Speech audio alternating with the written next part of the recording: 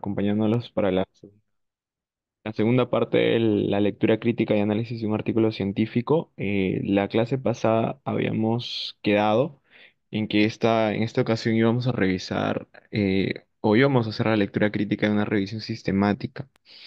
Si bien este curso forma parte de un curso nacional que corresponde a la elaboración de Visual Abstract, la elaboración, o mejor dicho, la lectura crítica y análisis de un artículo científico es importante para que puedan plasmar verdaderamente investigaciones que, digamos, no presenten algún tipo de sesgo adicional o que incluso la interpretación de los resultados sea de forma adecuada. Entonces, de hecho, como bien mencioné en la clase pasada, eh, la lectura crítica o análisis como tal va a depender del tipo de estudio. O sea, va a estar dependiente de esto, ya que se sigue una metodología diferente. em, Hay una serie de cosas que hay que mencionar para cada tipo de estudio, como el tema de los sesgos, que también se habló la semana pasada. Y hay peculiaridades metodológicas respecto a cada uno de los diseños, ¿no? Ya sea estudios observacionales como casos y controles, estudios de cohorte, ensayos clínicos también en el caso de los experimentales, o incluso investigaciones secundarias como lo son las revisiones sistemáticas con o sin metaanálisis. Es importante también tener en cuenta que para esta sesión, si bien vamos a revisar la parte de las revisiones sistemáticas, esto también puede servir también a la hora de interpretar verdaderamente los resultados o valorar un artículo de revisión sistemática, no solamente para el curso, sino también para la parte académica, ¿no? Que a veces, muchas veces nos piden las investigaciones, revisar una que otro tratamiento o actualizaciones sobre el tema, y es justamente una muy buena forma de valorar la evidencia, ¿no? La mejor evidencia, entre comillas. Entonces, bien, vamos a continuar. Justamente una revisión sistemática. Ah, chicos, por favor, les pediría que ante cualquier duda o cuestión la puedan mencionar en el chat o en todo caso pueden levantar la manito y pues lo discutimos para hacerlo dinámico, ¿de acuerdo? Esta parte sí va a ser bastante práctica, así que bastante atención. Entonces, para definir una revisión sistemática, se puede decir que es una evaluación sistemática, valga la redundancia, y ordenada de la evidencia disponible que para responder una pregunta de investigación. Ojo, las preguntas de investigación a veces pueden ser variadas, pero para lo cual nos vamos a apoyar el acrónimo PICO, o la pregunta PICO bien conocida, en donde justamente diferencia o permite diferenciar el P de la población, el I de la intervención o la E de exposición, su comparador y el O del outcome o desenlace. Entonces, si yo defino claramente esta pregunta o abrego punto por punto, lo hago correctamente, yo recién voy a poder tener una pregunta de investigación clara. De acuerdo, esto es importantísimo. El I se usa en estudios de intervención como intervenciones y el E en el caso de estudios observacionales como casos y controles o cortes, ¿no? Eso también hay que tener en cuenta. Hay dos detalles adicionales, o bueno, dos digamos, iniciales que se le agrega, que es el S y el T, que hace referencia justamente al diseño de estudio, ¿no? Por ejemplo, si hablamos de un estudio de intervención, el diseño va a ser claramente ensayos clínicos, ¿no? Solo que muchas veces lo usan em, para ser más específico. Y esto es una recomendación clave que he visto que muchas veces se omite, es que la pregunta pico debe ser lo más específico posible. Porque una cosa es colocar, por ejemplo, en población mujeres en edad fértil y otra cosa es colocar mujeres en edad fértil de 12 a 49 años de edad, del establecimiento tal, durante tal. Entonces, toda esa especificidad o ese grado de especificidad, bueno, para la redundancia, es necesario y hace que la investigación sea mucho mejor, no solamente para revisar revisión sistemática, sino también para poder plantear proyectos o trabajos de investigación para todo. Mientras más específicos sean, es mucho mejor. Entonces, por ejemplo, si yo quisiera evaluar una intervención para ver si es que sirve como tratamiento o en todo caso como un tratamiento preventivo, prevención de migraña, mi desenlace en realidad no va a ser la reducción de la migraña, sino va a ser netamente cómo yo mido que esta reducción sea efectiva, ¿no? Entonces probablemente puede ser por una reducción de los días mensuales de migraña, por una tasa de respuesta al medicamento sin migraña y cosas así. Entonces, mientras yo más específico sea, mucho mejor. Por ejemplo, yo puedo hablar de otra intervención o de, claro, una intervención y quiero ver si es que reduce la muerte en pacientes diabéticos. Entonces también tengo que ser específico con la muerte, porque la muerte a veces uno dice, bueno, que muera o no muera, pero para incluso para mortalidad hay causas de mortalidad. Por ejemplo, mortalidad por todas las causas, mortalidad cardiovascular, esas son las que generalmente se valoran y deberían también especificarse, ¿no? Entonces, yo primero tengo que esclarecer bien mi pregunta y de acuerdo a eso puedo continuar. Incluso en la parte de intervención.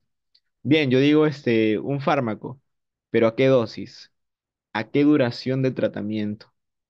¿En qué vía o forma de administración? Entonces, surgen de hecho diferentes aspectos que hacen variar la pregunta y que si yo las tengo en cuenta, voy a poder dar paso a muchas cosas más, entender más y bueno, de igual forma, también plantear correctamente un diseño o un estudio.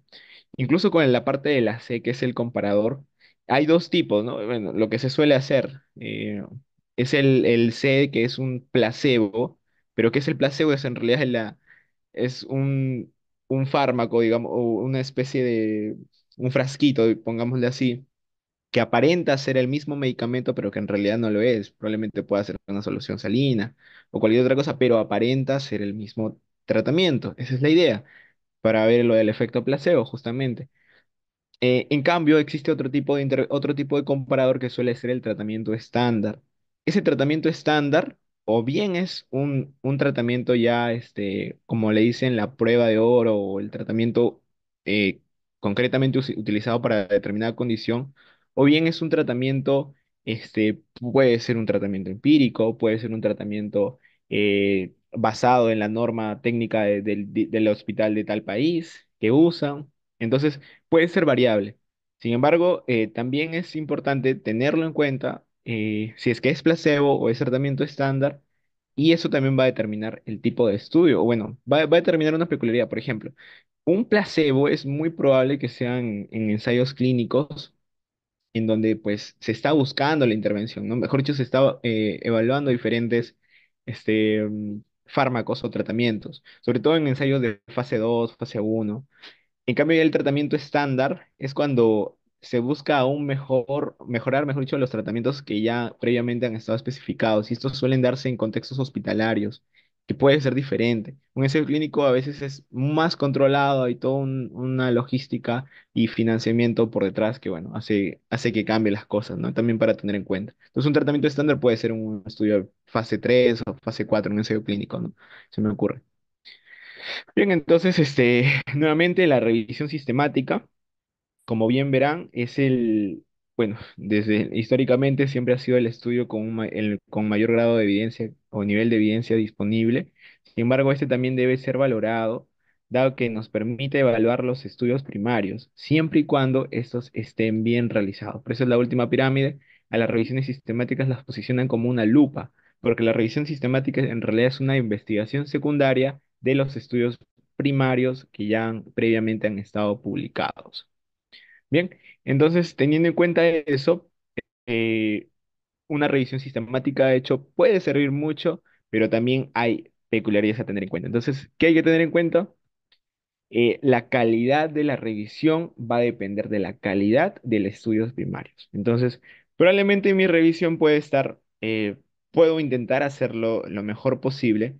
Sin embargo, si los estudios primarios realmente tienen una calidad baja, la calidad finalmente de mi revisión también va a ser baja porque no se han optado, mejor dicho, no se han logrado los requerimientos mínimos como para asegurar que sea una buena revisión. Entonces hay que tener en cuenta. Entonces, también no basta con leer la conclusión del estudio. Esto es de hecho bastante frecuente, sobre todo en revisiones sistemáticas, porque bueno, uno considera que las revisiones sistemáticas y las conclusiones que se emiten aquí son realizadas a partir de bueno, de hecho, un extenso proceso y riguroso, idealmente, de revisión, ¿no? Y análisis, para que al final te permita recomendar y concluir algo. Sin embargo, nada nos asegura que realmente el proceso o claro, el proceso de análisis o de interpretación ha sido el adecuado. Incluso si es que estuviesen en revistas indizadas de alto impacto en inglés, imagínense Scopus, los mejores cuartiles, incluso si fuese así, es necesario explorar diferentes aspectos dentro de la investigación.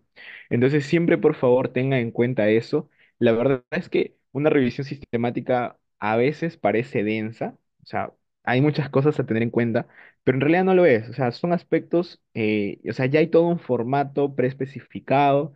Incluso hay guías, el famoso Prism Statement, en donde uno tiene que seguir al pie de la letra lo que sigue para asegurar la calidad. Entonces, si uno tiene en cuenta bien esa parte, va a saber analizar tranquilamente una revisión sistemática, ¿no? Sin fallar en el intento.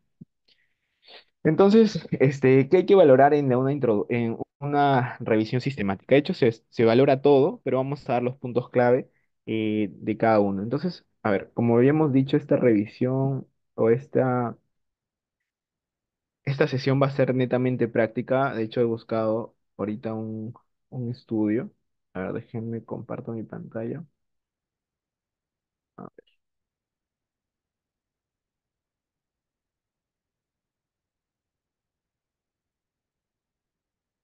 ya, ¿se logra ver? ¿Me dice si se logra ver, por favor? Sí, se ve. Sí, ¿no? Ya, perfecto, gracias. Entonces, ya, bueno. A ver, esta es una revisión sistemática que habla del efecto de la vitamina D, o mejor dicho, de la suplementación de la vitamina D durante el embarazo, justamente para evaluar desenlaces tanto maternos como neonatales, ¿no? Esta es una revisión sistemática de ensayos clínicos aleatorizados, ¿no? Bueno, ensayos controlados aleatorizados, ¿no? Bien. Entonces, teniendo en cuenta eso, yo ya rápidamente puedo identificar que es una revisión sistemática, que incluye un metaanálisis y que además es de ensayos clínicos netamente, ¿no? Veo que hay una intervención, que es justamente la vitamina D, la suplementación de la vitamina D. Encuentro a mi población también que son gestantes y mis desenlaces pues van a ser de dos tipos, ¿no? Tanto maternos como neonatales, porque obviamente se da dentro de la gestación. Entonces, primero vamos a identificar nuestra pregunta pico. ¿De acuerdo? Entonces creo que a simple vista ya sabemos cuál es. Entonces vamos a intentar llenarlo por acá. Sí se logra ver todo, ¿no? A ver, entonces por acá vamos a intentar llenarlo. Entonces la población básicamente van a ser gestantes, ¿no? Ya, perfecto, gestantes. La intervención va a ser la suplementación con vitamina D. Y mi desenlace va a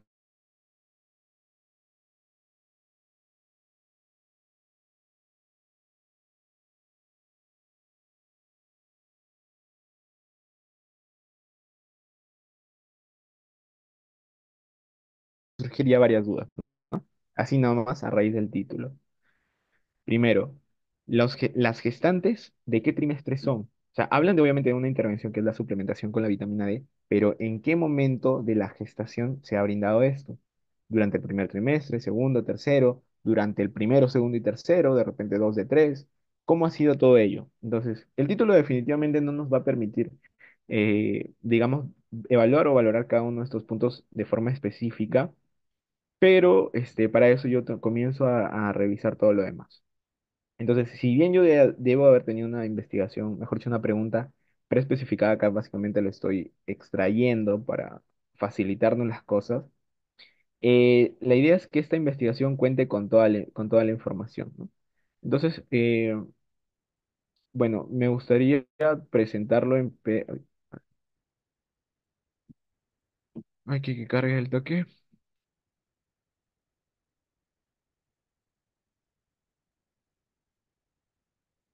A ver que cargue rapidísimo esto. Ahí está. Ajá, ahí está la revisión. Entonces vemos que, pues sí, se trata de una revisión. Hay que esperar que termine de cargar. Ajá.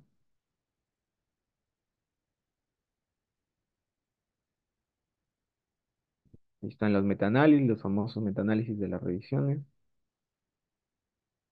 Ahora, a lo que yo quería ver, de hecho, preguntar si es que manejan todos inglés o de repente para hacerlo más sencillo, eh, lo traducimos, no sé, depende de ustedes. ¿Dónde están? Por favor, coloquen en el chat uno si es que lo evaluamos con el inglés, que de hecho sería lo más adecuado, pero si no, también lo traducimos, bueno, desde la página nada más en realidad, es lo más rápido.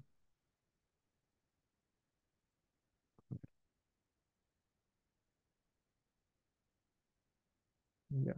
Entonces, el uno era para inglés y el 2 es en español. El toque, chicos, voten.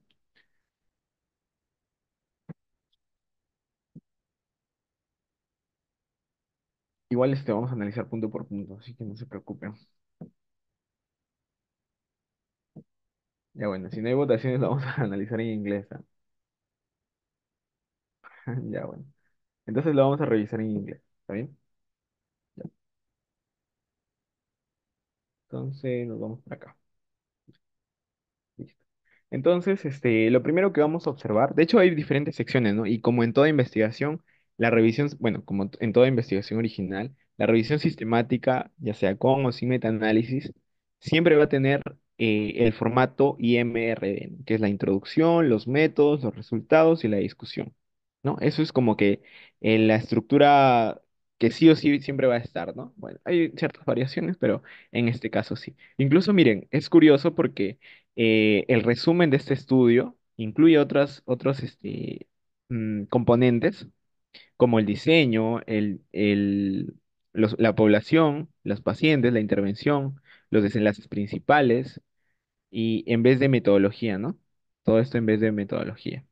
Ahora, si se dan cuenta, bueno, esto en realidad va a depender de la revista. Si la revista pide eso, ya generalmente los autores tratan de acomodarse a lo que pidan, ¿no? Sin embargo, hay estructuras ya que son la de objetivo, método, resultados, conclusión y los keywords, ¿no? Que en la parte de resumen. Entonces, iniciamos con la introducción. En la introducción bueno, teniendo en cuenta que ya debe haber todo un buen planteamiento del problema y el por qué se realiza esta investigación, lo que nos deberíamos enfocar es justamente en el objetivo. El objetivo suele estar al final de la introducción. Entonces, miren, por ejemplo, acá está la introducción, sería interesante leerlo claramente, pero acá, justo aquí al final, vamos a poder identificar el primer punto, ¿no? Entonces, evaluamos la actual evidencia de los efectos de la suplementación de la vitamina D durante el embarazo y en los desenlaces, pues, tanto severos, maternos y neonatales, ¿no? Entonces, acá podemos ver claramente que buscan, o bueno, es que está presente el objetivo. Entonces, lo vamos a subrayar. No sé si hay otro color. El de acá, creo. El de acá. Entonces, ahí está. Entonces, por ejemplo, por ahí ya podemos ver el objetivo. Entonces, la primera pregunta sería ver si es que este objetivo está acorde a lo que nosotros intentamos buscar con nuestra pregunta pico. Sin embargo, aún no queda claro varios puntos, ¿no? Pero ya desde que se trata de embarazadas, o incluso habla de una suplementación de vitamina D y una serie de desenlaces, esta revisión sistemática realmente podría abarcar diversas preguntas, porque mi pregunta tranquilamente pudo estar dirigida a desenlaces neonatales, no sé, la prevención de algún tipo de alergia o condición crónica, o también puede estar involucrada o netamente enfocada a algún tipo de desenlace materno respecto a las complicaciones, ya sean durante el parto o posterior a esta, ¿no? Entonces, teniendo en cuenta eso, esta realmente podría abordar diferentes preguntas, ¿no? Entonces, solamente que se busca agrupar por ser pertinentes, obviamente, pero también porque, bueno, comparten, digamos, una fisiopato similar. Entonces, lo siguiente, de hecho, estamos por acá, en esto, es los métodos. En los métodos vamos a valorar las diferentes aspectos como inicialmente el registro del protocolo, los criterios de elegibilidad, las fuentes de información y búsqueda, la selección de estudios y extracción de datos y los procedimientos. Entonces acá vamos a dar pura pepa nada más. Respecto al registro de protocolo, Las guías Prisma, que es básicamente donde nos guiamos para poder hacer las revisiones sistemáticas correctamente, menciona que se debería publicar previamente a la revisión sistemática un protocolo de estudio. Entonces, en este caso dice que esta revisión sistemática sigue las guías claro, las guías del Prisma y bueno, que hubo incluso una revisión, no, bueno, no hubo una revisión ética porque justamente no se trata porque van a analizar data ya publicada, ¿no? Entonces, más abajito, lo que intentamos aquí es buscar que este estudio esté registrado en Próspero. Ahora, les voy a mostrar Próspero. Ya. Entonces, cuando hablamos de que el primero registro de protocolo, entonces, antes de hacer toda revisión sistemática, las guías Prisma recomiendan que haya un registro previo, el protocolo de la revisión, en una base de datos, ¿no? La más frecuente, suele ser Próspero. Esta es como que la más común. Entonces, registro prospectivos internacionales de revisiones sistemáticas.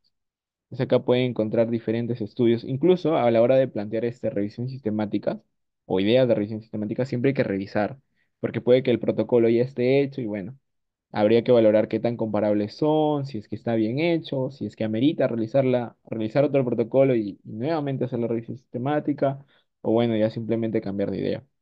Entonces, lo que uno debe valorar es que esta revisión sistemática debe haber estado en Próspero. Entonces, idealmente se encuentra en el primer párrafo, siempre, siempre en el primer párrafo. Pero si no está, yo voy a tratar de buscarlo en otra parte del artículo. Entonces, por ejemplo, yo no encuentro nada por acá. Son la extracción de datos. Bueno, no, pareciera que no está registrado. Entonces, no, pareciera que no está registrado. Entonces, para asegurarnos, no podemos usar algunas herramientas buscando Próspero. Entonces, claramente no está, ¿no? En este caso, esta revisión sistemática, eh, de hecho, bastante citada, creo que tiene como 400 citas, un estudio bastante interesante. Bueno, vamos a tratar de juzgarlo al final, pero vemos que ya cumple con un criterio, ¿no? Que era la parte del registro de protocolos. Entonces, acá yo idealmente debería encontrarlo. Miren, para ver un ejemplo de cómo sería un registro, vamos a darle acá en buscar. Y no sé, por ejemplo, vamos a colocar en este caso vitamina D, ¿no? Vitamina D y gestantes. Bueno, sería práctico.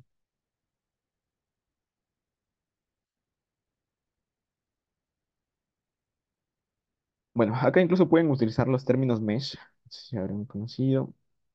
Está.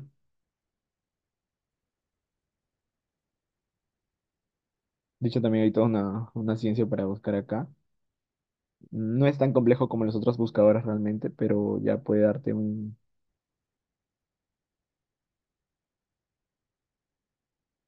Ok, no, no sale, pero ahora debe salir.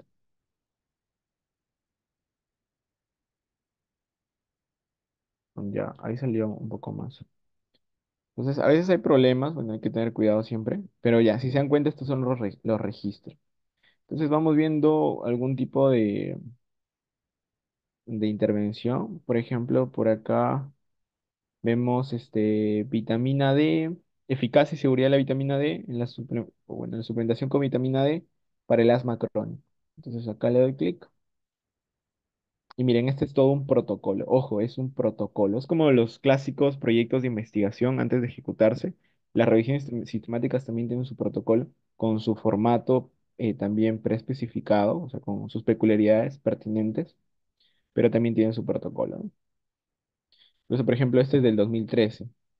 No hay actualización, debería haber una actualización de si es que se publicó o no, debería, bueno.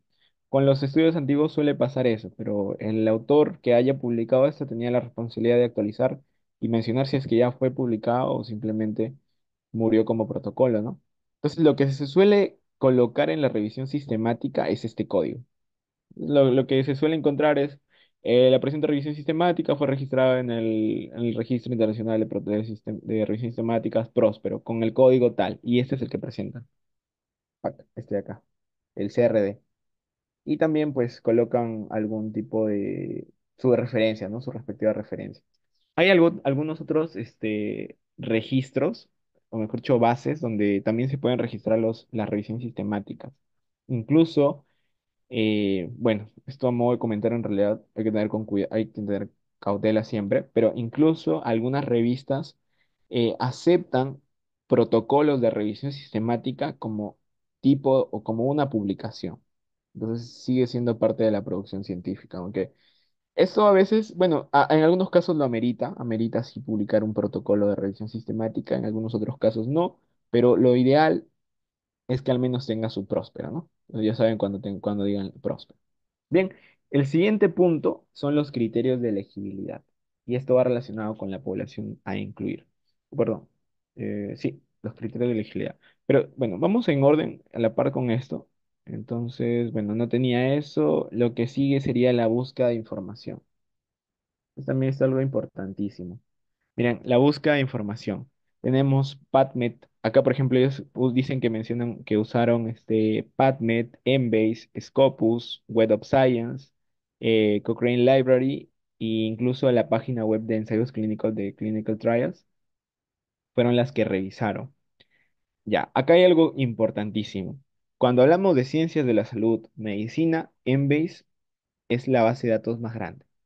¿Ya? De hecho, muchas veces con acceso pagado de universidad institucional incluso es bien difícil. Pero Embase es una de ellos, muy importante. Después también tenemos Scopus. ¿Quién ha escuchado de Scopus? Pero a diferencia de Embase, tanto Scopus como Web of Science son bases de datos multidisciplinarias. O sea, que pueden haber incluido literatura médica, pero también incluyen ingenierías, ciencias sociales, letras, humanidades, entre otras cosas, ¿no? Entonces, si bien se encuentra información, Embase es mucho mejor que estas, dos, porque tiene más información. Ojo, Embase también va a tener información que no tiene Scopus, pero así también Scopus o Web of Science va a tener información que no tiene Embase. Eso ocurre, ¿ya? Después tenemos Cochrane Library, que en realidad pertenece a Cochrane, pero ahora Cochrane en realidad tiene hasta dos tipo de información que almacena. Principalmente son las revisiones sistemáticas, pero también tenemos ensayos clínicos. Entonces es otra forma de revisar, ¿no? De hecho, en Cochrane, a ver, hay dos tipos. Buscando por acá. Uno en donde puede buscar, me parece que Library, ahí está. Esta es una. Entonces, en Cochrane Library uno evalúa o busca revisiones sistemáticas. De hecho, puedes buscar acá directamente, acá arribita. Y luego el otro es el de ensayos clínicos. Cuando es de ensayos clínicos, y considero que es el más pertinente, ese se llama Central.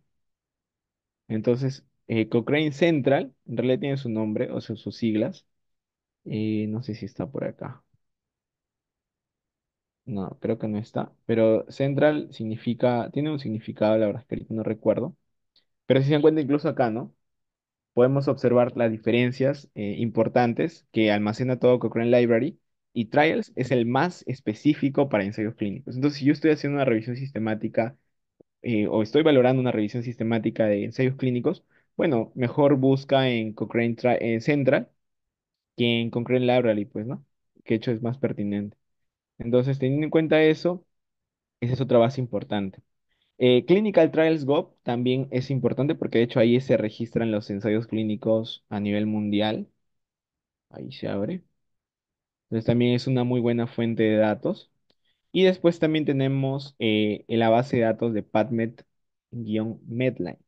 Miren, ahí hay una ligera discusión últimamente, porque algunos mencionan que Medline es PubMed o PubMed es Medline, cuando en realidad no es así. PubMed puede incluir información de Medline, pero PubMed no es Medline. ¿Ya? En todo caso, hay otras fuentes de datos o otras entradas que nos permiten evaluar correctamente, o mejor dicho, buscar verdaderamente en Medline. Entonces, no todo lo que yo encuentro en PubMed, yo puedo decir que también es de Medline. Eso hay que tener cuidado. ¿Ya? E incluso con Web of Science, existe diferenciación. O sea, el acceso a Web of Science no, va a estar determinado al tipo de acceso con el que el autor o los investigadores cuenten. Porque hay dos tipos, ¿no? Bueno, de hecho hay varios. Me gustaría mostrarle. A ver, les voy a mostrar. Ahí no se ve, ¿no? Ahí no sé si se ve porque no se entrado, ¿no? A ver, a ver, a ver. Rocío, o sea,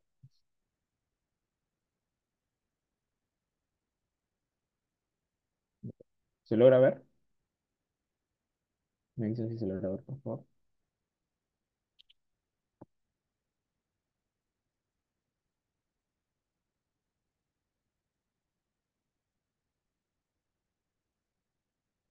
Allá. Allá, sí, sí, está cargando también. Yo también voy a abrir por acá Embase para que lo vean.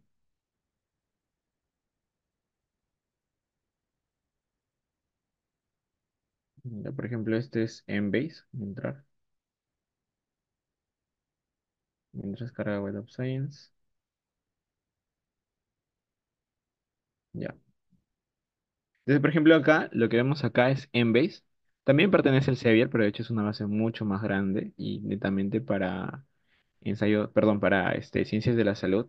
De hecho, este es un buscador muy potente, hasta tiene, no sé qué tiene, pero es muy fácil de buscar, no sé, por ejemplo, pregnant. Por ejemplo, ahí colocas pregnancy, listo. Y este solito te añade los sinónimos posibles, ¿no? Algo que normalmente uno lo hace a mano o con ayuda de Mesh, del PubMed, de los Mesh en realidad. Bueno, y ahí busca, ¿no? Es bien bacán esta fase. Y te salen todos los resultados, son enormes realmente. Bueno, ahí está, que demora en cargar. Ahí está. De hecho, no puse los sinónimos, pero hubiera salido más si colocaba los sinónimos. Por ejemplo, ahí miren, 1 millón. Bueno, depende del valor. Ya, y acá está en Web of Science, perdón. Entonces, Web of Science, como les había dicho, ¿de qué va a depender? Del tipo de acceso que se tenga. O sea, si mi institución, porque normalmente son bases de institucionales, me da acceso a Embase, yo tengo que verificar qué tipo de acceso tengo. Entonces, por ejemplo, en este caso, yo puedo observar que puedo tener Web of Science y buscar en todas las bases de datos, que es lo que normalmente se hace. Pero ¿qué pasa si cuando yo digo todas las bases de datos, en realidad solamente incluye Web of Science Core Collection y ProQuest, y ese cielo nada más? Entonces yo no puedo decir que esos resultados lo va a encontrar de repente alguien que sí tiene acceso a todas las bases de datos, ¿no? Entonces, la idea de la metodología es que también pueda ser replicable. Y si yo no soy específico, neta, o bueno, no soy muy, muy específico en la parte de metodología, en realidad voy a llevar a, bueno, a metodologías que realmente no correspondan, pues, ¿no? Entonces, siempre hay que especificar. De hecho, miren, acá, esta es una muy buena forma de entrar a Medline con Web of Science, porque yo busco en Medline. Acá dice Medline, en ningún lado dice PubMed, entonces esto sí es Medline a través de Web of Science. Y la que se suele usar debería ser esta, la Web of Science Core Collection, ¿no? Esas son las bases de datos como que más comunes. Entonces yo no puedo decir que busqué en al database porque al final de repente solamente tuve acceso a dos de todas estas que hay. Y a lo mejor hay más, no lo sé. Realmente acá el acceso que yo tengo, pues tiene para la mayoría, para las importantes, las interesantes, y pues genial, ¿no? Bueno, en realidad esto es responsabilidad del autor que debe valorar todo esto, ¿no? Sin embargo, ya desde que incluyen a Embase, perdón, desde que incluyen a Web of Science, Embase, Scopus, PubMed y Cochrane Library y el repositorio de ensayos clínicos, ya podemos asegurar que hay una búsqueda de información. Ya, diferente fuera cuando evalúan o buscan en bases de datos locales que de repente no tienen información pertinente o peor aún, Google Scholar. Ya, si ustedes ven Google Scholar, ya, pónganle bandera roja realmente, es red flag, porque si se van a Google Scholar, ahí está, Google Scholar, cualquier cosa que quieran colocar, van a tener resultados de este tipo. Se supone que debe haber una revisión exhaustiva de la evidencia, pero es imposible que evalúen 36.500 resultados para una fórmula. De hecho, acá, de hecho, sí, podría ser dos términos bastante, digamos, genéricos, pero incluso para fórmulas más adecuadas, por ejemplo, en este caso 74, bueno, en este caso se trata de un síndrome raro. es pertinente, pero para revisiones sistemáticas que uno evalúa de intervención, salen muchos resultados y lo peor es que Google Scholar también cuenta con un sesgo, en algunos estudios reportados, con un sesgo de marketing, una cosa así le decían. O sea, los resultados que te iban a salir a ti en Perú no iban a ser los mismos resultados que te iban a salir a ti en Estados Unidos, en Asia, Argentina, no sé, Brasil. O sea, hay un sesgo importante. Es lo mismo que cuando uno busca en Google, ¿no? Entonces, es mejor ir por bases más estructuradas, en donde voy a asegurar que estoy haciendo bien el trabajo, ¿no? Entonces, Google Scholar definitivamente no corresponden. Hay algunas otras bases que son eh, locales o en todo caso su área de búsqueda no es tan grande como las que vemos acá. Entonces, ¿cuáles son las fijas? Tenemos PubMed, Embase, Scopus, Web of Science y Cochrane. Solo, mira, ellas son 5 bases. Solo si se trata de ensayos clínicos, yo también puedo incluir el repositorio de Clinical Trials o incluso hay un repositorio de ensayos clínicos de la OMS. También puede incluirse y normal, es perfecto. Entonces, en este caso, yo podría valorar, claro, hay ciertas peculiaridades a tener en cuenta, pero yo podría decir que sí, cumple con una buena forma de búsqueda, ¿no? Ahora, también tengo que evaluar que la forma de búsqueda sea la adecuada. Algunos autores, solamente con cruzar 2 palabras, creen que ya esa búsqueda está bien, pero la búsqueda es muy, muy exhaustiva. Y de hecho acá nos podemos dar cuenta que, por ejemplo, yo tranquilamente pude haber colocado en mi fórmula, ¿no? Pregnant, pregnancy, gestant, ¿no? Pero si yo en realidad busco los sinónimos que corresponden, pregnant, pregnant woman, bueno, ahí. Mira, acá hay dos, pero si coloco pregnancy, ahí está. Yo puedo encontrar que hay hasta 10 sinónimos, ¿no? Hay diferentes. También tengo que valorar cuál es, pues, ¿no? Cuál me parece pertinente. Por ejemplo, acá, eh, el labor de parto, gestación intrauterina, bueno, hay uno que otro sinónimo que podría considerar como otros que no, ¿no? Entonces siempre se valora. Pero a eso voy, que existe, para un determinado término pueden existir diferentes variaciones incluso más allá de las que uno conoce normalmente. A veces se les pasa, entonces uno debería asegurar justamente que las búsquedas sean correctas. Para eso se plantean las estrategias de búsqueda.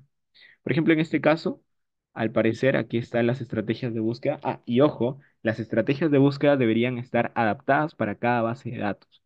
Entonces, es diferente buscar acá en Embase, diferente buscar acá en Cochrane, lo mismo para PubMed, lo mismo para Scopus, y cada una de las fórmulas deberían estar adecuadas. Otro punto importante a tener en cuenta es que lo que se incluya, o mejor dicho, los términos que se incluyan deben ser los pertinentes, porque ahí se valora tanto sensibilidad y especificidad de la fórmula para ver que, o bueno, idealmente con el objetivo de que pues busque lo que quiere o uno quiere encontrar. Porque si mi fórmula busca más información de lo que en realidad no pertenece o omite información de la que yo quiero, en realidad mi fórmula también está mal. Entonces también se debe valorar esto. Entonces, aparentemente acá incluye muchos bueno, la gran mayoría de lo tipo de desenlaces maternos en este caso, pero al menos respecto a la intervención, aparentemente sí incluye varios y pueden ser los pertinentes para justamente buscar la suplementación con vitamina D. Incluso diría que esta búsqueda podría ampliarse. Yo he llegado a tener algunas búsquedas que son extensas de hojas y hojas. Miren, les voy a mostrar rapidísimo. Déjenme, lo busco rapidísimo. Eso también se valora bastante porque hay búsquedas que aparentemente sí, pero en realidad, eh, bueno, debería ser bien valorado realmente, porque algunos con fórmulas simples pueden encontrar lo necesario. Algunos requieren de fórmulas un poco más complejas y de acuerdo a ella eso uno define, pues, ¿no? Entonces, por ejemplo, vamos por acá. Es revisiones sistemáticas. Acá hay uno.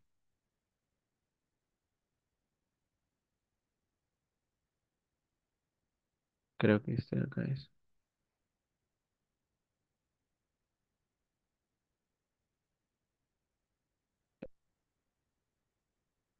Espero que sí sea. A ver, a ver. Sí, miren, acá está. Esto es de una revisión sistemática que en algún momento hicimos. Reanudar. Ya está. Sí se logra ver, ¿no? Ya, bueno, esta es una revisión sistemática y miren, por ejemplo, para PubMed, esta fue la fórmula. Es extensísima, o sea, es demasiado grande. Pero con esto aseguramos de no incluir más información de la que no queríamos y además incluir información que era pertinente, ¿no? Y que no se nos vaya nada, básicamente. Esto fue para Web of Science, miren, 74 estudios. Esta fue para Web of Science, pero de la Core Collection. Va, también con sus peculiaridades y cada uno de los puntos. 89, es bastante fácil, ¿no? O sea, acá ahí es donde me doy cuenta que mis fórmulas están funcionando, porque encuentra lo que yo quiero encontrar, ¿no? Miren acá, Medline a través de WOS, Scopus, igual, son números bastante comparables en cada base de datos. Creo que aquí no se incluyó Embase, pero bueno. Entonces, eso también hay que tener en cuenta, ¿no?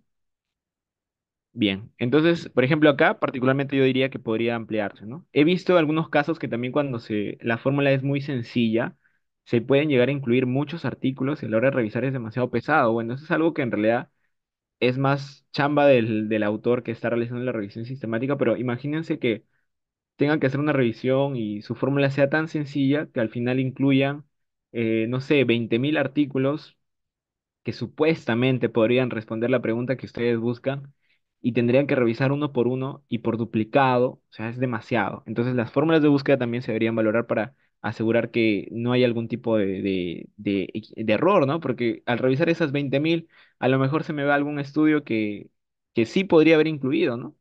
Y que tranquilamente con una buena búsqueda se incluye y no tengo ningún problema, ¿no? En vez de estar revisando a mano, porque sí, se revisa uno por uno.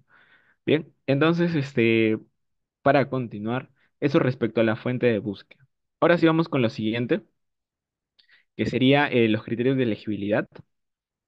Los criterios de elegibilidad también lo podemos encontrar acá, ¿no? Serían los criterios de inclusión y exclusión. Entonces acá nos menciona la suplementación de vitamina D usado solo o en combinación con calcio y suplementos vitamínicos. Entonces acá ya me puede escribir un poco mejor el tema eh, bueno, justamente me puede informar un poco mejor el tema de la intervención, ¿no? Hablamos de suplemento de vitamina B, D, ya sea solo o en combinación con calcio y suplementos vitamínicos para desenlaces del embarazo, ¿no? Bueno, que habíamos visto que era ya sea materno o neonatales. Veo que hay una pregunta, a ver, ¿cuál sería una cantidad razonable de estudios a revisar? Esto va a depender, de hecho, muchas veces del tipo de estudio, porque hay estudios que realmente la investigación, pues, habría sido o pudo haber sido empezada desde 10 años, 5 años, entonces ahí probablemente encuentres poco, pero hay estudios que uno ya sabe extensamente que han sido investigados en múltiples cosas entonces, ¿cuál es la mejor forma de saber cuándo es tu número correcto? Probando, es básicamente así. Cuando uno hace estrategias de búsqueda, todas esas fórmulas que hemos hecho o que mostraba hace un momento han sido estrategias meramente empíricas, probando qué pasa si quito esto, qué pasa si agrego esto, cuánto varía cuánto cambia, cuántos artículos se incluyen, cuántos artículos se van, y de esos artículos que se van, realmente quiero que se vayan, los reviso también, ¿no? Ah, ya, por ejemplo, tengo 200, pero si quito una parte, me quedo con 150. Ok, antes de quedarme con esos 150, mejor reviso que esos 50 realmente no sean los que yo quiero incluir. Y si no lo son, pues genial, continúo con mis 150. Entonces, va a depender mucho de eso. Yo creo que si tuviera que dar algún número adecuado, o en mi experiencia en base a revisiones sistemáticas, suelen ser un promedio de 1.000 artículos, pero me ha tocado casos en donde se han revisado 400 artículos, casos en donde incluso también se han revisado 2.000, 3.000 artículos, va a depender netamente del tema, ¿de acuerdo? Pero a la hora de formular estrategia de búsqueda también es algo que debería valorarse. En alguna situación también me tocó revisar como casi 6.000 artículos, pero es que fue porque nuestra pregunta era muy inespecífica y así lo requería la investigación. Entonces no quedó otra ampliarlo básicamente para asegurar la mayor cantidad de información, ¿no? A veces también ocurre cuando los términos son muy heterogéneos, sobre todo en salud mental, he visto, sí, bastante de eso. Los términos pueden ser una cosa u otra cosa, mejor incluye los dos porque no vaya a ser, entonces, eh, mejor dicho, un estudio utiliza esta definición, otro estudio utiliza otra definición, bueno, mejor lo incluye las dos porque yo de repente quiero trabajar con ambas, entonces va a depender de eso. Bien, eso es algo que también se tiene en cuenta. Bien, ahora sí, para continuar con esta parte, los criterios de inclusión y exclusión, por ejemplo, acá ya claramente ya puedo identificar qué tipo de intervención, ¿no? Entonces yo acá, miren, lo voy a copiar, voy a copiar. ¿Dónde acá? Ahí está. Vamos a copiarlo y vamos a colocarlo en la parte de nuestra pico que estábamos haciendo. No me acuerdo dónde estaba. Acá. Entonces ahí. Bueno, no sé.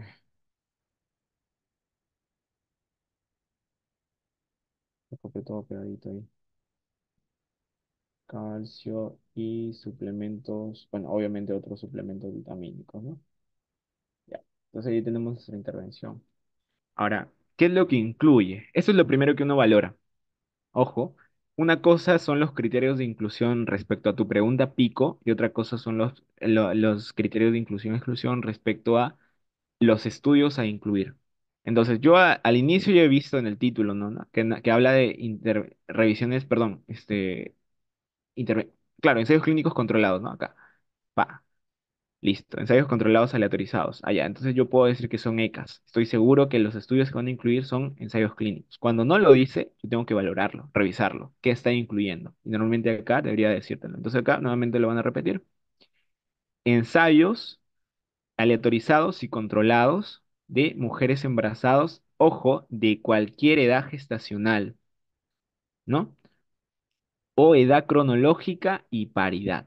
O sea, da igual, cualquier mujer. Y ojo, miren, esos componentes, por ejemplo, yo al inicio del estudio solamente me refería a la edad gestacional, pero como bien menciona, de qué edad exactamente, si es que si es segundigesta, primigesta, o sea, esos son valores o son aspectos que también tendrían no solamente implicancia en la revisión, sino a la hora también de interpretar nuestros resultados. Ojo, es importantísimo eso. Entonces, por ejemplo, acá yo puedo identificar mejor a mi población. Ojo, pero también dice sin historia de enfermedades previas. Listo, entonces yo ya definí mucho mejor todavía mi población, ya no son gestantes y no son mujeres embarazadas de cualquier edad gestacional o cronológica y de cualquier paridad sin historia de enfermedades previas. Perfecto. Entonces yo ya puedo definirlo mejor. Ojo, eso me va a servir a la hora de interpretar estos resultados.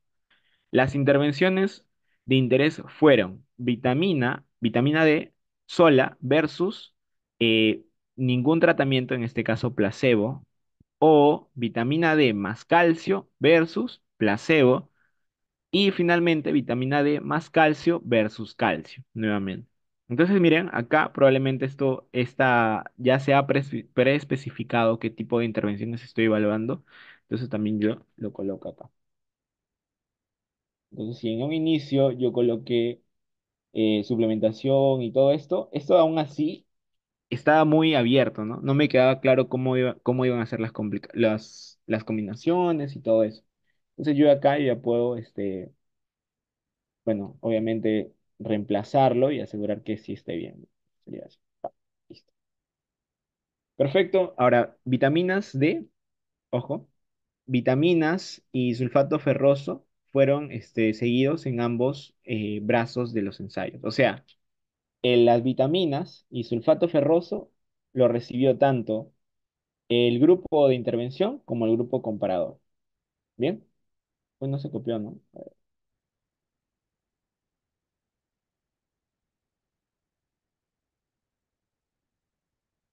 ahí era. No, no se copia. Copiar, copiar texto. No, no se copia. Bueno, pero puedo ver que es vitamina D. Vitamina D. Mi otra intervención es vitamina D más calcio. Esas son mis dos intervenciones. Y mis controles pueden ser placebo o solamente calcio, ¿verdad? Recuerden, vitamina D e intervención. Acá. Vitamina D sola versus, esa es mi intervención, versus placebo, control. Vamos con otra comparación. Vitamina D más calcio, mi intervención, versus placebo, mi control. Y la última comparación es vitamina D más calcio, grupo de intervención, versus calcio, grupo de control. Y a todos se les dio vitaminas y sulfato ferroso. Obviamente, ¿no? Son mujeres gestantes. Perfecto, eso también hay que tener en cuenta. Dice, controles, ahí está. Los controles de interés fueron controles activos con tratamiento usual y sin control activo y placebo. Bueno, es lo mismo que hemos puesto arriba, ¿no? Son diferentes tipos. Ahora, respecto a esto, por ejemplo, incluso nos mencionan dosis, ¿no? En ensayos clínicos, bueno, acá dice en un ensayo clínico, todas las mujeres recibieron multivitaminas prenatales. Bueno, acá habla de las dosis. Bien, este punto en realidad es un acápite que mencionan respecto a una peculiaridad que han encontrado del estudio, que muchas veces, o que podría tranquilamente incluirse en los resultados, pero también esto es a tener en cuenta, ¿no? ¿Qué ha pasado con un estudio? Entonces ellos mencionan, en un estudio, todas las mujeres recibieron tal. Entonces hay que tener en cuenta para que evitar cualquier tipo de sesgo, ¿no? Bien, eso también se tiene en cuenta. Ahora dice, los criterios de exclusión fueron, pues, un grupo de control no apropiado, y que la información no esté disponible y que tenga múltiples gestaciones, ¿ya? O sea, un parto gemelar, por ejemplo, ¿no? Eso también no va. Ojo, como ya les he mencionado, ¿no? Que en realidad no está por acá, pero también algunos estudios colocan el tipo de estudio a incluir. Por ejemplo, en este caso se incluyeron ensayos clínicos. Algunos estudios son más específicos y dicen qué ensayo clínico. De fase 2, fase 3, fase 4. Y el diseño incluso, ¿no? Brazo paralelo, brazo de superioridad, o son diseños específicos de ensayos clínicos, pero pueden también estar presentes y de hecho también importan a la hora de interpretar los resultados, pero si es que lo reportan, tiene mucho mayor valor, ¿de acuerdo? Y también colocan los criterios de exclusión. Obviamente, si yo incluyo solamente ensayos clínicos, ¿qué excluiré? Excluiré estudios observacionales, estudios revisiones narrativas, cartas al editor, entre otros, ¿no? Entonces, de hecho, vamos a revisar. Incluso por acá tengo un estudio.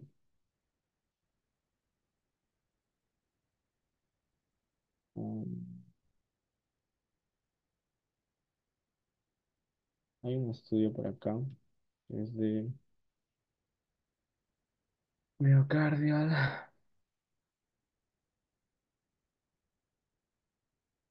Acá, creo que este es. Por ejemplo, esta es una revisión sistemática que nosotros hicimos. Eh, Y por aquí, abajito, justamente se menciona ese detalle, ¿no? Entonces, criterios de inclusión, por ejemplo, este fue para valorar la colchicina en a ver, ya. Entonces, justamente fue para valorar la colchicina en el infarto agudo de miocardio, ¿no? O posagudo. Más abajo, en esta parte de los criterios de elegibilidad, es justamente se menciona, ¿no? Se excluyeron estudios observacionales, revisiones sistemáticas, narrativas, editoriales, cartas al editor y resúmenes. Y más arriba se explica cuál, ¿no? Incluso hablamos de dosis, cualquier dosis o duración de colchicina, como en el grupo experimental, y placebo o tratamiento estándar en el grupo control. Entonces son variedades, ¿no? Incluso que colocamos simplemente ensayos clínicos, pudo haber sido de cualquier brazo. Algunos son más específicos, como les menciono, ¿no? Entonces, por acá, yo ya he definido claramente mis criterios de inclusión y exclusión y yo creo que son pertinentes, estoy de acuerdo, pero también me va a servir a la hora de interpretar los resultados, ¿no? Ahora sí, los desenlaces. Bueno, de hecho, el otro punto a tener en cuenta sería la selección de estudios, bueno, sí, selección de estudios y extracción de datos. Acá, este de acá. Antes de revisar lo que sigue, que de hecho va relacionado a la interpretación, revisamos la selección de los estudios y la extracción de datos. Eh, Chicos, no sé si estamos bien o de repente voy más rápido, más lento. Me avisan, por favor. O normal.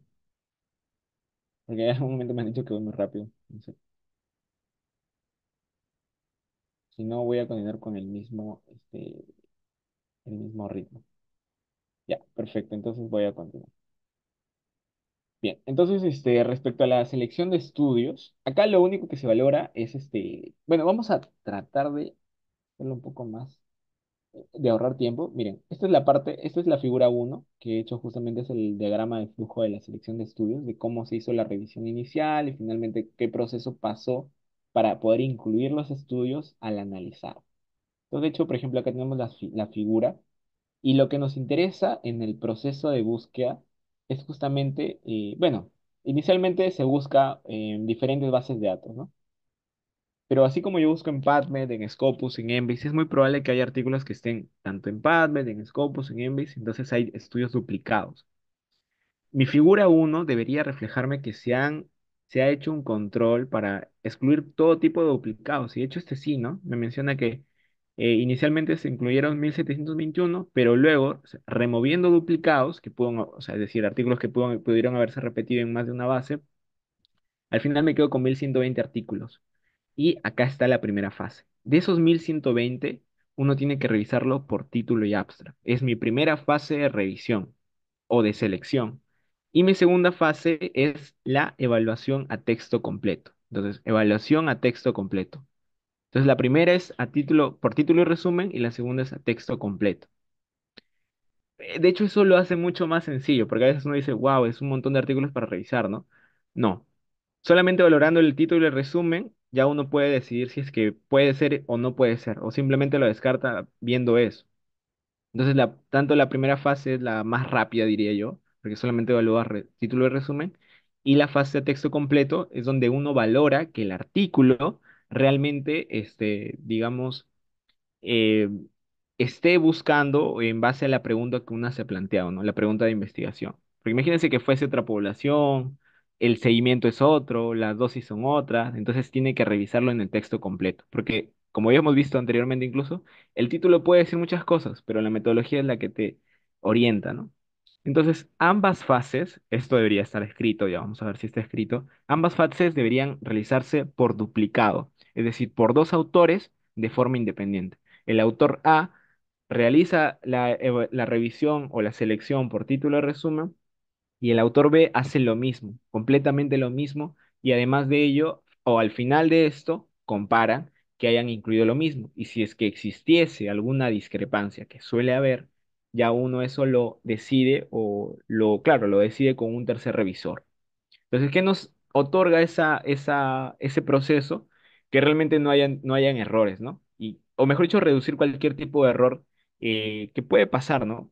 Como personas podemos equivocarnos, entonces es mejor asegurar la doble, o mejor dicho, que la selección sea de forma duplicada e independiente, sin que uno ayude al otro, sin que se vean como, porque podrían estar influenciadas sus decisiones. Entonces, si esto es así, yo reduzco un sesgo importante tanto en el título y resumen como en la revisión por texto completo. Si se dan cuenta, la revisión por texto completo suele ser mucho menor. Por ejemplo, acá revisaron 21 artículos nada más. Bueno, es más pasable.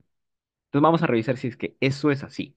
Entonces dice, para esta revisión, dos investigadores revisaron independientemente títulos y abstract, ¿no?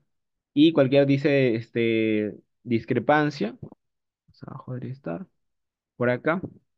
En la selección de los títulos de resumen fueron resueltos por consenso o discusión con otro investigador. Bueno, que no pertenecían a estos dos grupos, ¿no? La selección, bueno, ya, y eso es de acuerdo al diagrama de flujo de Prisma. Más abajo, nuevamente dos grupos de investigadores revisaron o extrayeron independientemente. Ya, tanto esa revisión ha sido de forma, bueno, básicamente nos asegura, ¿no? Que han hecho la revisión tanto por título y resumen como también por texto completo. Es básicamente lo que dice. Y cualquier discrepancia lo han comparado, ¿no? Ya, ahí han lanzado una preguntita, a ver. Ya. En el caso de una revisión independiente, ¿cuál de las dos es la que se publica en el diagrama del flujo final? Ya, ok, ok.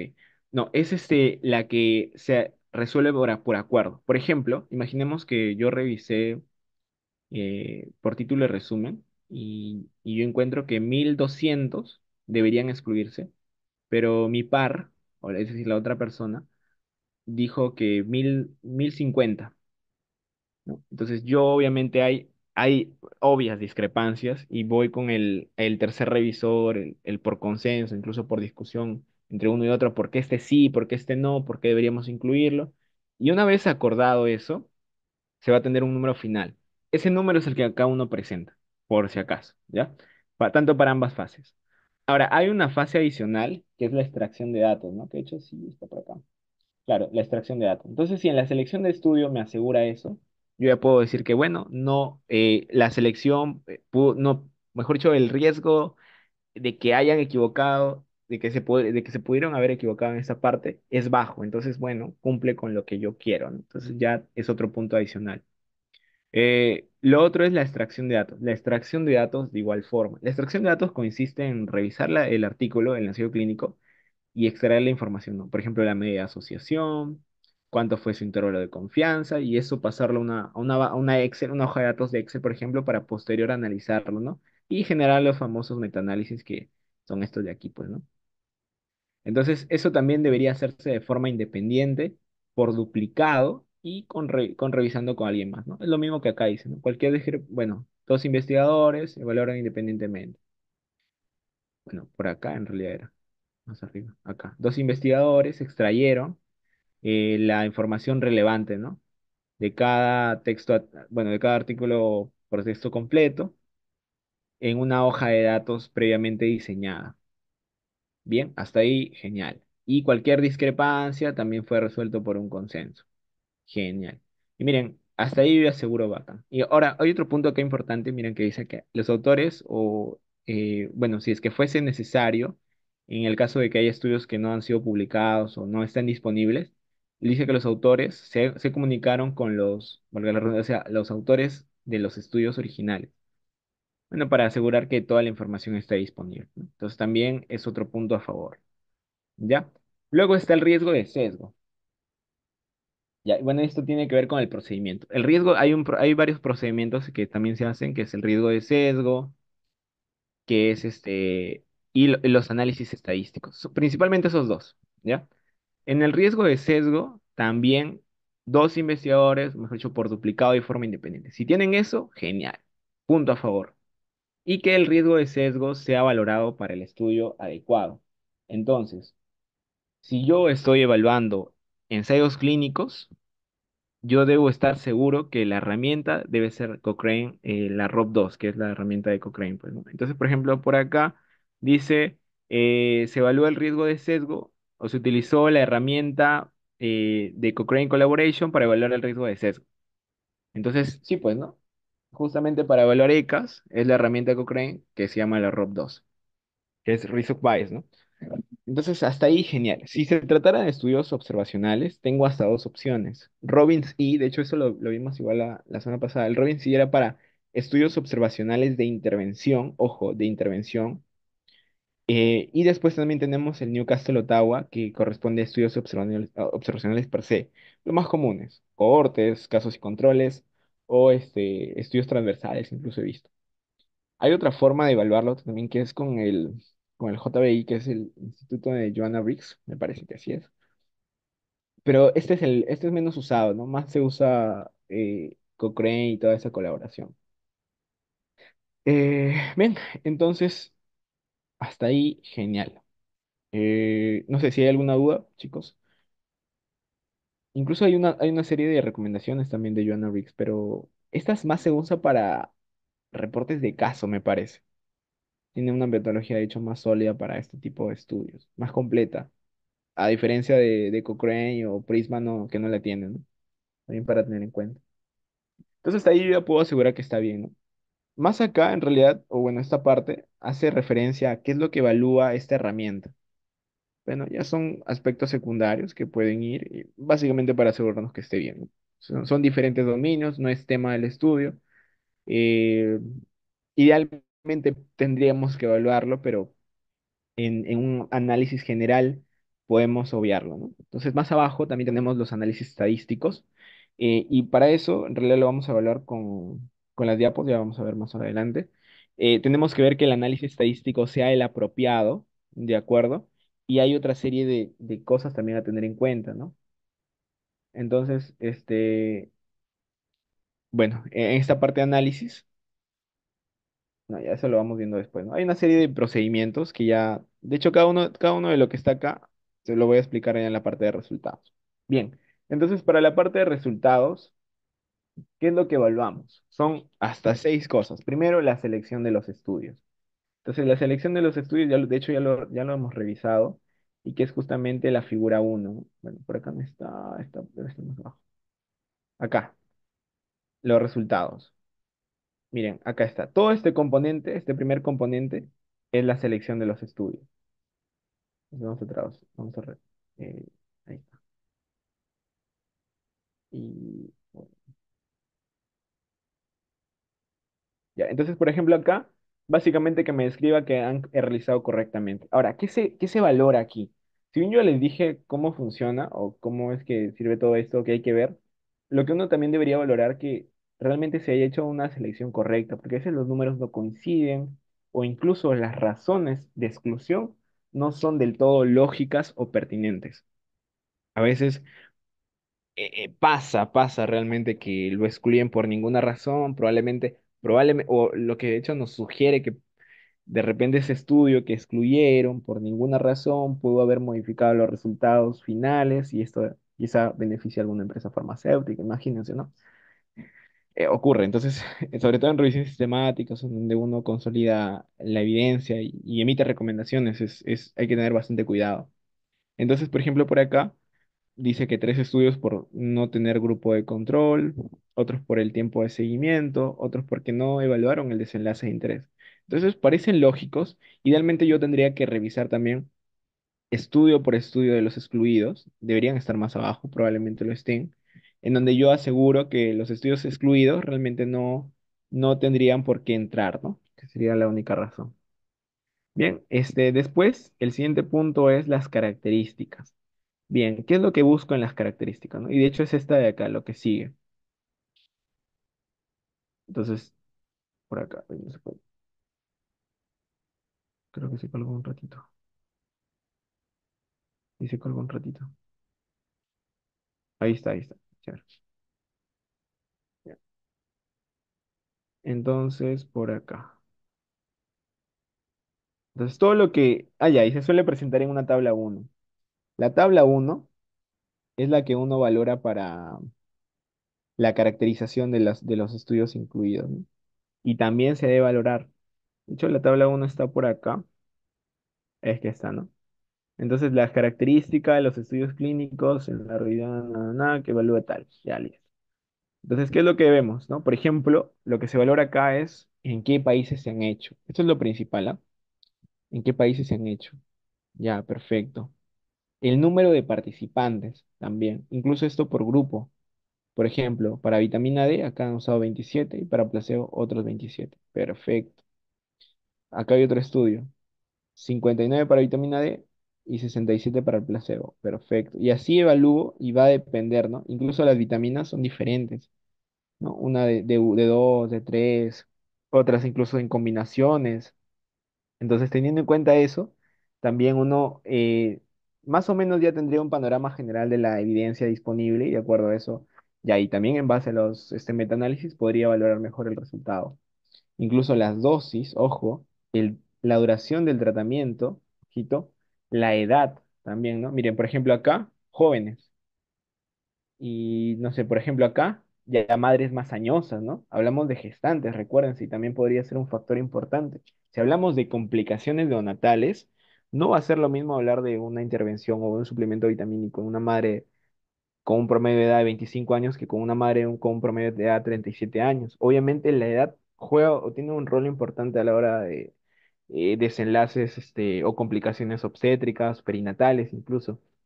Entonces, también, por ejemplo, esa es una diferenciación importante, ¿no? A tener en cuenta para tener cuidado, sobre todo esos estudios, ¿ya? Pero después todos los demás vemos que sí mantienen rangos, probablemente similares. Incluso más acá o por aquí también menciona los desenlaces primarios, los primary endpoints, ¿no? ¿Cómo es que lo miden?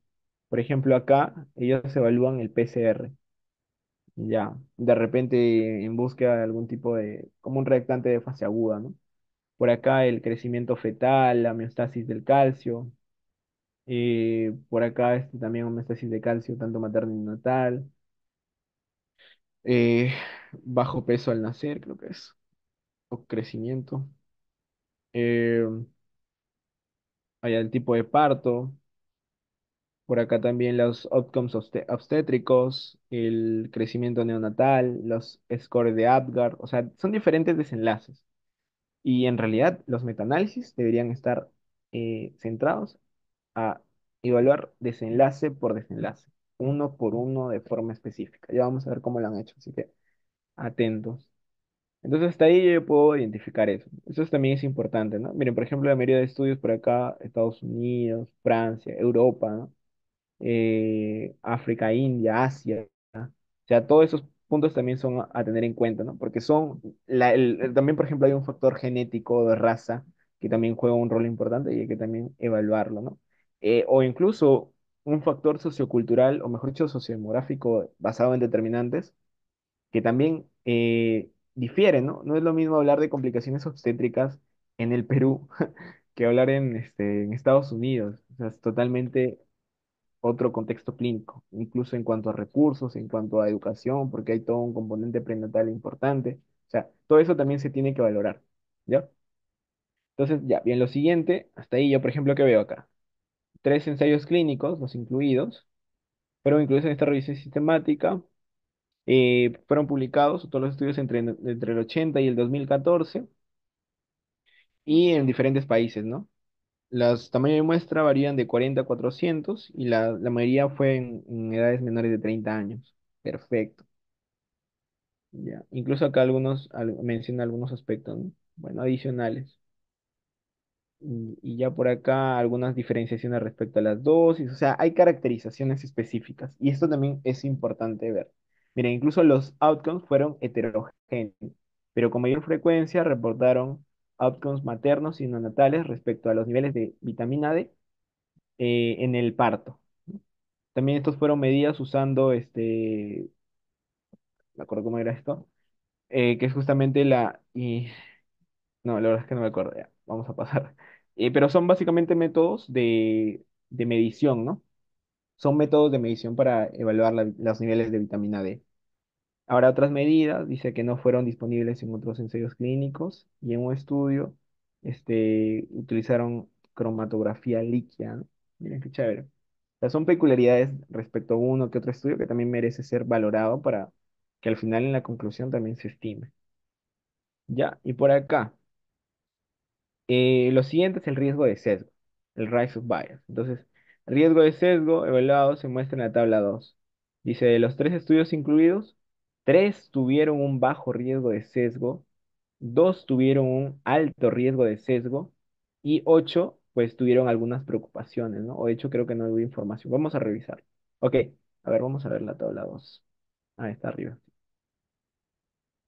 Allá. Acá incluso hay un gráfico. Acá no está presentado. Asumo porque era, bueno, antes de la nueva actualización de Prisma. Pero es similar en realidad. Ya, pero ahora vamos valorando este de acá. Este es un estudio que hicimos. Ahí está su flujograma Prisma. La tabla de las características descriptivas del estudio. Y acá está el riesgo de ser. Miren, así es como uno lo presenta.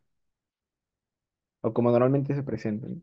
Una serie de estudios de acuerdo al tipo de dominio. Ojo, así se presenta el análisis de riesgo de sesgo de ensayos clínicos.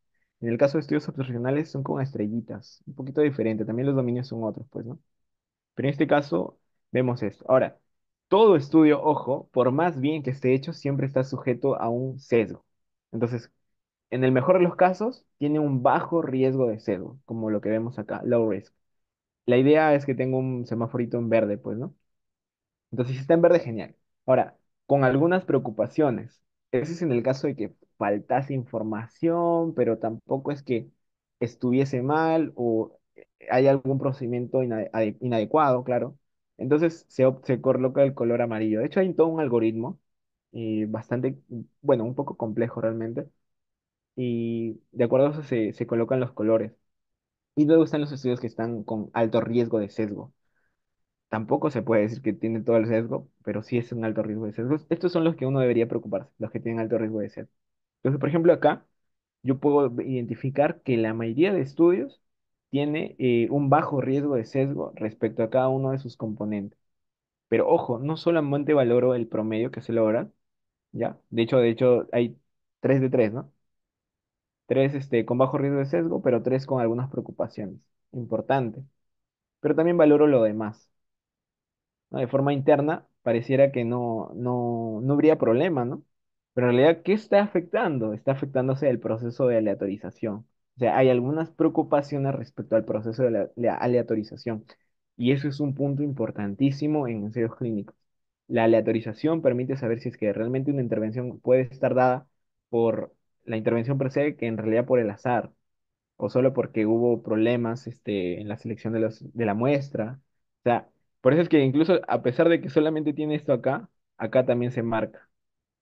Entonces ya como que está para evaluarse. Entonces con esto nos va a permitir ayudarnos, ¿no? Si tiene más rojos, obviamente ya bien preocupante. Alto riesgo de sesgo, probablemente la calidad de los estudios incluidos no sean los mejores o no sean los apropiados. Bien, entonces vamos a continuar por acá. Bueno, lo mismo acá, ¿no? El low unclear y height, que es el alto riesgo de sesgo, ¿no? Acá en la mayoría, por ejemplo, acá veo que, mira, sí, la mayoría veo que pues tiene bajo riesgo de sesgo. Ya, de hecho, esta es una forma antigua de evaluarlo porque era antes de, o sea, este artículo es 2015. De hecho, lo pongo lo puse a revisar porque es uno de los artículos de mi mentor. Pero de hecho, este es uno de los de los actuales, que ya con las guías Prisma 2020, ¿no? La nueva actualización, las nuevas recomendaciones y todo eso. ¿Ya? Entonces, vamos a continuar. Tenemos también los resultados. Ok, el riesgo de sesgo entonces ya está valorado. Listo, continuamos con los resultados. Los resultados, en cambio, ojo, hay dos tipos de resultados. Siempre hay dos tipos de resultados. Eh, Vamos a colocarlo por acá.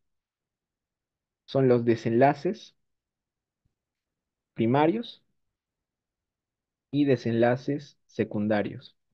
Ojo, los desenlaces primarios son los que tienen mayor importancia. Entonces, por ejemplo, para saber diferenciar entre esto, incluso hay otros nombres que le llaman desenlaces subrogados, como que no tienen mucho valor clínico o mucha aplicabilidad incluso.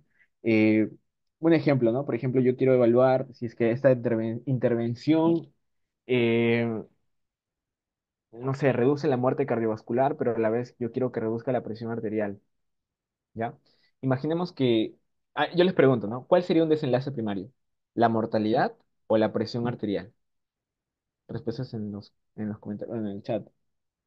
¿Cuál creen que sería el desenlace primario? ¿La mortalidad o la reducción de la presión arterial? Diastólica, sistólica, media, cualquiera. Por ejemplo, ahí menciona mortalidad. Claro, exactamente. El desenlace primario es la mortalidad. ¿Por qué? Porque yo tengo más interés en reducir la mortalidad de una determinada condición que netamente bajar la presión arterial. Porque a lo mejor la presión arterial baja, pero la mortalidad sí se mantiene o simplemente no hay diferencias estadísticamente significativas. Entonces, de acuerdo a eso, uno también plantea los desenlaces primarios. Entonces, veamos qué desenlaces primarios colocaron en este estudio. Bueno, esto lo colocaron de hecho arriba, ¿se acuerdan? Acá, ¿no? Desenlaces primarios preespecificados. Respecto a los maternos, estaba la preeclampsia. Claro, preeclampsia, importantísimo, ¿no? También, y respecto a ya, y también la diabetes gestacional, por acá. Diabetes gestacional y, bueno, estado de vitamina D a término, ¿no? Y respecto a los desenlaces neonatales primarios también, fue la restricción de crecimiento intrauterino, bajo peso al nacer, prematuridad y peso al nacer en gramos. Bueno, no sé qué es esto, la verdad. First weight in grams. Bueno, también son importantes. Ahora, a diferencia de los primarios, ¿cuáles son los secundarios? Hay que ver su diferencia. Miren, por ejemplo, en los desenlaces secundarios maternos, ¿qué evalúan? Evalúan mortalidad materna y cesárea. Ya tenemos los desenlaces secundarios neonatales, como también Birlen, que es este crecimiento, el Apgar, infección neonatal, very low birth weight, allá es es el muy bajo peso al nacer. También el pretérmino temprano, ¿no? Y mortalidad neonatal. Ya, ahora, cuál sería la diferencia entre estos desenlaces? Por qué es que aquí colocan desenlaces primarios? ¿Y por qué, mejor dicho, por qué acá colocan los desenlaces secundarios? Mejor dicho, la mortalidad que en un inicio les dije, ¿por qué lo colocan como secundarios y no como primarios? En realidad va a tener que ver con la frecuencia con la que esto ocurre, ¿ya? Si supuestamente son gestantes sin ningún historial de comorbilidades, o sea, porque eran pacientes sanas, no era ni siquiera un parto, múltiple o una gestación múltiple, entonces no tendría mucha razón evaluar mortalidad porque no tienen ese riesgo en comparación con otras madres, ¿no? Que de repente sí presentan alguna condición materna o incluso del nacimiento o del bebé. Entonces, por eso es que se evalúa de forma secundaria. Ahora, ojo, estos son los preespecificados, pero hemos visto, de hecho, ya hemos revisado esta tablita y hemos visto que sus desenlaces son bien variados y muchos de ellos no tienen mucho que ver con lo que acabamos de leer. Entonces hay que revisar en la parte de resultados. Los resultados también tendrían que explicar, ¿no? Entonces, desenlaces primarios de metaanálisis. Lo primero que nada, niveles de vitamina D al momento del parto. Listo. Incidencias, sí lo reportan. Incidencias de la preeclampsia y diabetes gestacional, también lo reportan, ¿no? Ahí está. La presencia de preeclampsia y diabetes gestacional. Genial. ¿Cumple con lo que se es especificado? Sí. Ya. Y más abajo tendríamos los desenlaces secundarios, ¿no? Ya, bueno, eso es eh, para las madres y por acá más abajo para los niños, ¿no? Para los recién nacidos, para los neonatos. Y lo mismo para los metaanálisis con desenlaces secundarios, ¿no? O sea, para tanto madres y niños, desenlaces secundarios. Tenemos, miren, incidencia de cesárea, no fue significativo. Otros outcomes, secundarios, pues no fueron reportados. Y ahí estaba, pues, ¿no? Lo que les mencionaba, lo de la mortalidad. No hubo información y por eso es que lo plantean como un estudio secundario. Ahora, en ensayo, por ejemplo, en pacientes adultos o pacientes diabéticos, ya se valora mucho más la mortalidad. Por ejemplo, vamos con este estudio, me acuerdo que vimos acá. Acá, a ver, los primary outcomes fueron la mortalidad cardiovascular, ¿sí o no?